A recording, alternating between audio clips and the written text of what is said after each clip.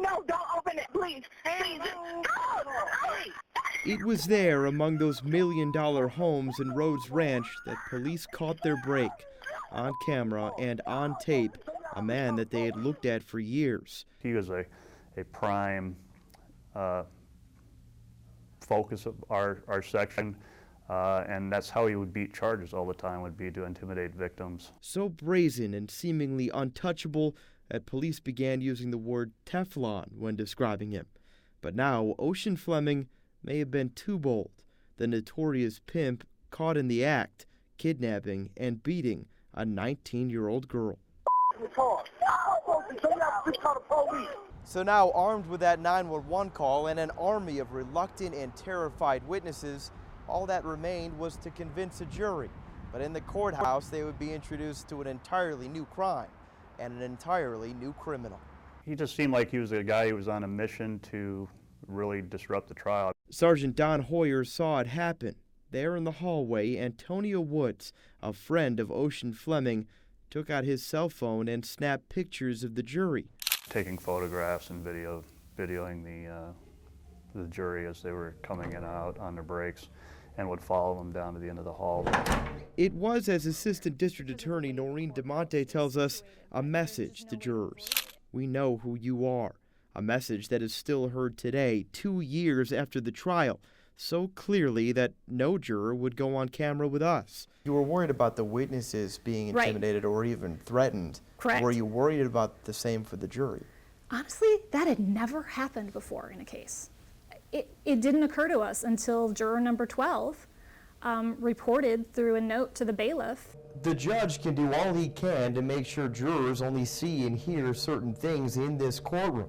But it's what happens when they leave the juror box for a recess as short as 10 minutes, where they're exposed to all sorts of things. We don't do much to really separate those jurors from anybody else involved in the trial, right? It doesn't appear to be that way. You can walk on any place where a district court room is and see jurors out in the hallway. You can call it a flaw in the design.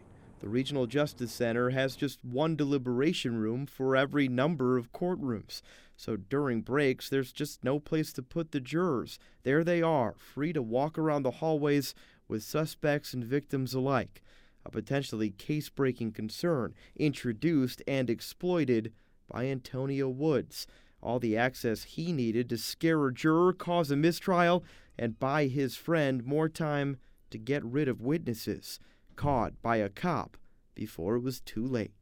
John Trainer, News 3. With his friends and associates doing anything they could to stop the legal locomotive speeding towards Ocean Fleming, the trial for the accused kidnapping pimp continued, and after 7 days, Fleming was found guilty. Huge. He was a big-time player, and it was a huge, for us to get him finally and get him convicted was a huge win. A big win that almost didn't happen. One of Fleming's associates, Antonio Woods, targeted jurors, took photos of them in the hallway, an attempt to scare them out of the trial. A mistrial in this case would have been a big win for Fleming, would have given him more time to do exactly what police knew he was planning: get rid of witnesses. Is it your belief that Antonio Woods and some of the other friends weren't just there to support Ocean Fleming, but there to intimidate people from testifying? I think so, yes. As Noreen DeMonte tells us, there isn't much to stop it. In the courtroom, jurors, suspects, victims, witnesses are all separated.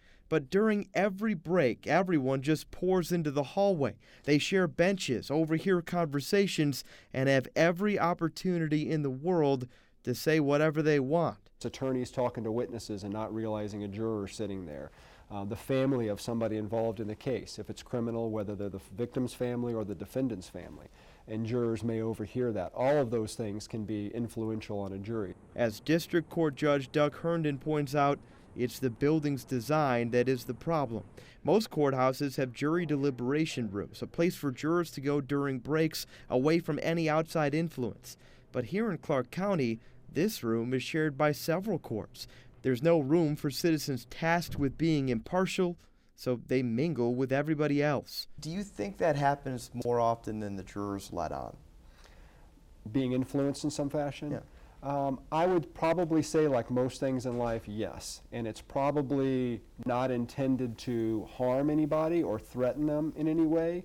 But would you have family members talking a little louder in the hallway in the hopes that maybe somebody hears a little bit about it and is sympathetic to their side? Yeah, I can see where that type of stuff happens. If anyone demonstrated the potential problems a hallway mixer could bring, it's Antonio Woods. But if presence is one problem, punishment is another. Woods was arrested after his photo session, but not for the pictures, for assaulting the undercover officer in the hallway. Officer Hoyer squeezing and twisting and cutting into his skin. He pleaded guilty to that, but why not punish him for the photos? In Nevada, jury tampering is a gross misdemeanor. The punishment, less than a year in prison. This is the first time I have ever had this happen, ever. And I was disgusted and appalled. And I had to go digging for something to charge him with. And when I found it, I was disgusted and appalled that it was only a gross. DeMonte wants changes, and West Duncan is planning on providing them.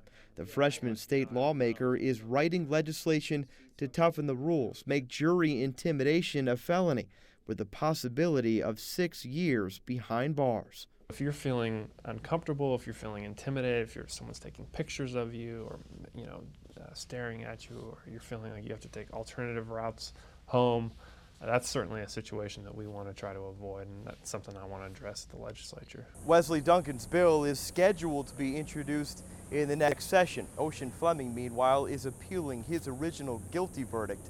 That appeal stands before the Supreme Court. John Trainer, News 3.